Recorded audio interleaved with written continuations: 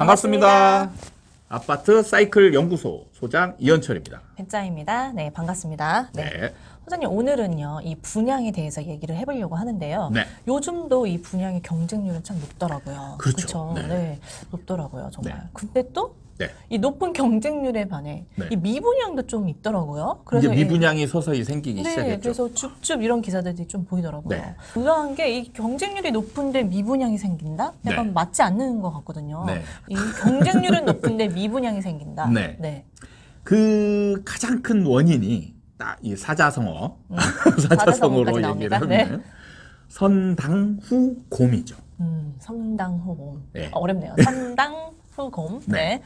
뭐냐면 이 청약을 넣는 사람들이 고민을 하지 않아요. 고민하지 않고 일단 청약부터 넣고 보자. 그러니까 경쟁률이 높아요. 네. 근데 막상 당첨되고 나서 고민을 그때부터 하는 거죠. 네. 고민을 그때부터 해가지고 보니까 이게 뭐야? 이거죠. 생각보다 분양가도 높고 그 다음에 대출 규제도 많아가지고 내가 이거를 감당할 수 있을까? 이런 네. 부분. 그 다음에 이 가격이 생각보다 비싼데 올라갈까? 이런 이제 고민에 막 빠져서 여기저기 막 알아보죠. 그러면 뉴스나 뭐 이런 거에서 이 지역이 지금 뭔가 하락하는 분위기다. 부동산 가봤더니 좀 비싼데 뭐 이런 얘기 나오고 이러면은 이제 덜컥 겁이 나죠. 특히 이때 계약을 포기하는 사람들이 누구냐? 좀 안 좋은 자리, 네. 안 좋은 자리에 당첨된 분들이 그래도 내가 로얄동, 뷰 좋고 막 이런 거는 그래도 감당하겠어. 네. 그런데 내가 당첨된 게 하필이면 왜 이거야? 네. 하필이면 왜 이거야? 이런 거는 이제 포기하는 거죠. 네. 일단 선당 고민하지 않고 네. 넣는다는 거 자체가 네. 나는 되지 않을 거다라는 생각도 있잖아요. 네. 그러니까 이게 중요한 게 뭐냐면 사실은 이게 이제 지금까지 흘러온 역사죠. 네. 지금 네. 몇 년 안 됐지만 네. 몇 년 안 됐지만 이 청약의 역사를 보면 청약 넣는 사람들이 갑자기 지금 새롭게 들어와서 넣는 게 아니에요. 그쵸. 이 사람들은 지금 수년 동안 청약을 계속 넣었던 사람들입니다. 넣었던 사람들인데 다 떨어졌던 사람들이죠. 처음에는 아마 이랬을 겁니다. 좋은 물건, 나쁜 물건을 고르죠. 어떤 기준을 삼고 내 기준에 맞는 이런 물건에 청약을 넣었어요. 넣었는데 정말 높은 경쟁률로 나는 100% 떨어지는 거죠.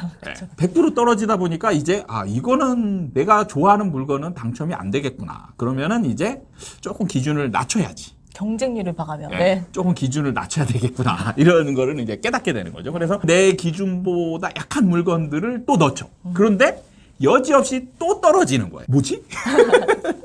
뭔가 청약이 그러면 이거 어떻게 해야 돼? 야, 그러니까 내가 좋아하는 물건을 이게 오를 거라고 확신했던 물건을 넣었는데 떨어지고 이런 거는 좀 안 좋지 않나라고 생각했던 물건은 내가 배제를 시켰는데 배제하고 놨더니 얘네들도 올라가더란 말이에요. 그죠? 네, 경쟁률도 높게 되고 그런 후에 내가 기준을 낮춰서 조금 약한 물건이다라고 생각했던 물건들을 넣는데 얘도 떨어져. 얘도 떨어지고 그리고 그나마 내가 좀 진짜 내가 별로다라고 생각했던 물건들을 봤더니 얘네들도 엄청난 경쟁률 기록하면서 분양이 다 되고 나중에 보니까 프리미엄도 또 붙어. 이걸 이제 몇 년 동안 경험하다 보면 이제는 청약을 넣는 사람들이 기준이 없어지는 거예요. 네. 기준이 없어져. 의미가 없어. 이걸 좋고 나쁜 물건을 구별하는 기준이 이제 무의미해지는 거죠. 네. 해봤자 뭐해. 내가 떨어지기만 하는데. 그러면 어떻게 되느냐? 일단 넣고 보는 거죠. 기계적으로 넣는 네. 거죠. 넣는데도 아마 계속 떨어졌을 거예요. 계속 넣는 거죠. 이제 조건이나 이런 건 아무 의미가 없어요. 일단은 그냥 무조건 넣고 보고 지금까지 계속 떨어졌으니까 이제 일단은 뭐 내가 기준을 고민해봤자 의미가 없어지는 거예요. 맞아요. 당첨되는 게 중요한 거야. 그러니까요. 처음 넣었을 때 내가 돈이 있나부터 네. 시작해서 계획을 세웠겠지만 그렇죠. 이게 1, 2년 지나면 일단 넣고 네, 넣고 보는 거예요. 넣고 보는 거예요. 네. 그러니까 대부분의 사람들이 이제 넣고 보는 거예요. 넣고 보니까 어느 순간에 시장 흐름이 이제 살 바뀌는 거죠. 딱 바뀌니까 나는 분명히 떨어질 거라고 예상을 했는데 덜컥 당첨이 된 거죠. 그렇죠. 떨어져야 되는데 됐어. 네, 떨어져야 되는데 그럼 이때 당첨이 딱 되면 처음에는 약간 기쁘죠. 야, 당첨이 됐는데 그 다음에 바로 드는 생각이 왜 당첨이 됐지? 뭔가 쎄하다. 네. 뭔가 나는 당첨이 안 될 거라고 생각했는데 왜 내가 당첨이 됐지? 이 생각이 드는 거죠. 네. 갑자기 냉정해지죠. 네. 그때. 그러면서 이제 고민을 이제 하게 되는 거죠. 그 조건도 살펴봐야 되고 이때부터 이제 정말 심도 있는 고민을 짧은 시간 동안 많이 해야 돼요. 어쩌다 청약이 이렇게 됐는지. 네, 정말. 여러분들은 지금 그냥 무의식적으로 넘어갔겠지만 제가 이런 상황을 책에서 정확하게 진단한 게 있습니다. 그런가요? 기억이 안 나요. 그렇죠. 네. 책에서 보면 이제 하락장으로 넘어가기 전에 많은 조건들이 갖춰져야 된다라고 했는데 거기에 대표적인 사람이 누구가 있냐? 무분별한 투자자. 이게 이제 그런 거죠. 무분별한 투자자라는 게 여기서 제가 설명했던 게 계획성이 없는 투자자를 얘기하는 거예요. 계획성이 없는 사람들이 투자를 막 하는 거죠. 어떻게 보면 이 사람들이 바보냐라고 생각을 했을 수가 있어요. 책만 보면. 그래서 그냥 야 이런 사람들은 뭐 나는 절대 그렇지 않아 라고 생각하면서 넘어갔을 그런 주제죠. 네. 근데 잘 보시면 제가 지금 방금 설명했던 것처럼 여러분들은 그런 과정을 수없이 거치면서 자연스럽게 무분별한 투자자로 변해 있는 거예요. 계획적인 투자가 의미가 없는 상황이 계속됐기 때문에 그렇죠. 네. 이제는 무분별한 투자자가 자연스럽게 될 수밖에 없는 거예요. 그래서 일단 선당 무조건 넣고 보는 거죠. 무조건 넣고 봤어. 당첨됐어. 그럼 여기서 또 고민 안 하고 되는 사람들은 또 어떤 분들은 고민하다가 그냥 계약하는 사람도 있을 거예요.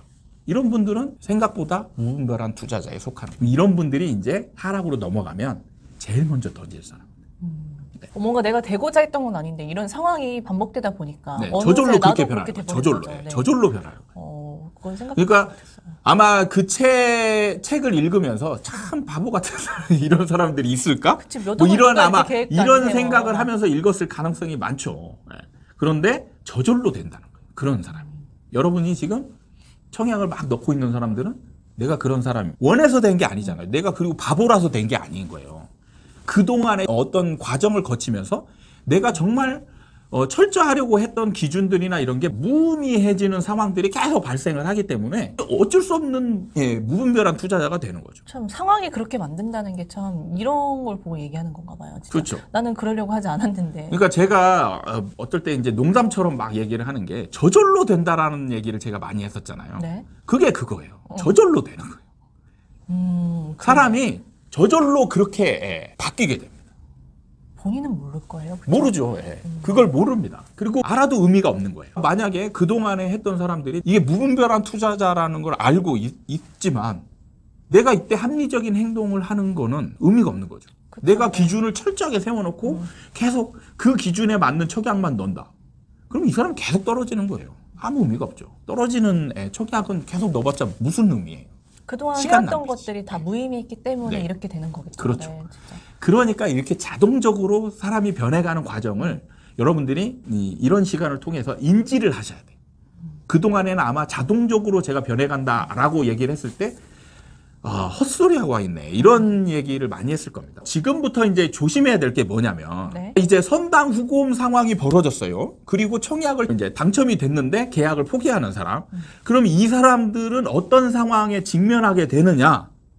그동안에 애써서 모아놨던 가점. 이게 이제 다 날아가는 거죠. 청약 기회를 지금 이제 청약에 당첨된 사람이 계약을 포기하게 되면 청약 기회가 없어집니다. 몇 년 동안 없어지게 되는 거죠. 그럼 그동안에 내가 만들어놨던 그 청약 가점 이게 다 날아가게 되는 거예요. 자, 지금부터 이제 여러분 이 영상을 보시는 청약에 관심을 가졌던 사람들 지금부터는 무분별한 그냥 일단 선당 후곰의 자세로 넣었던 사람들은 고민을 먼저 하시는 그래가지고 기준을 다시 세워가야 돼요.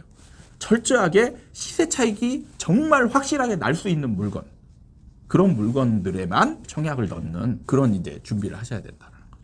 그 이유는 지금 시장이 조금씩 변했기 때문에 그렇게 해야 된다. 그렇죠. 시장이 변해가고 있기 때문에 이제는 여러분들이 기대하지 않았던 점수에도 당첨되는 상황이 벌어질 거예요. 네. 그러면 이때 이제 당첨이 되고 나서 고민하다가 이제 좀 불안해서 나는 계약 포기해야 되겠다. 포기하는 순간 이 청약은 이제 다 날아가는 거예요. 그러니까 당첨만 되면 로또가 된다 했던 게 네. 이제는 그게 안 될 수도 있는 상황이기 때문에 항상 넣기 전에 미리 그렇죠. 고민을 해야 된다. 고민하고 철저하게 이제 앞으로 이게 올라갈지 내려갈지 이런 거 분석한 다음에 그래서 확신이 드는 것만 들어가시기 바랍니다. 그렇죠. 그 점수를 또 유지하고 하는 게 오랜 시간 동안 한 거잖아요. 네.